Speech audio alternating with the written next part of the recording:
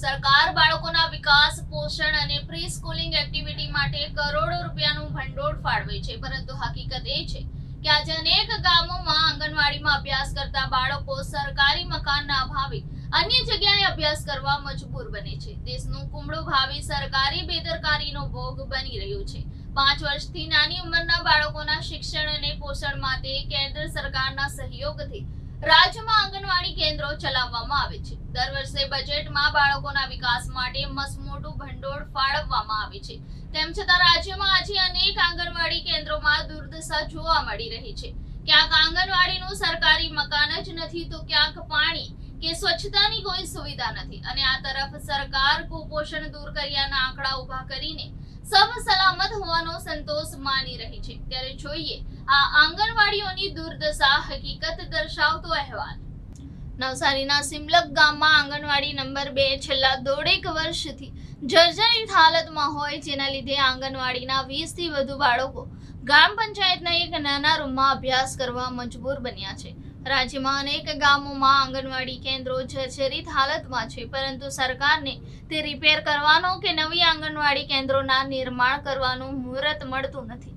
એક તરફ સરકાર મહિલા અને બાળ વિકાસ માટે કરોડો રૂપિયાનું ભંડોળ ફાળવે છે, પરંતુ તેમ છતાં અનેક ગામડાઓમાં સુવિધાસભર આંગણવાડી ભવનના અભાવે નાના ભૂલકાઓ અન્ય જગ્યાએ ભણવા મજબૂર બન્યા છે.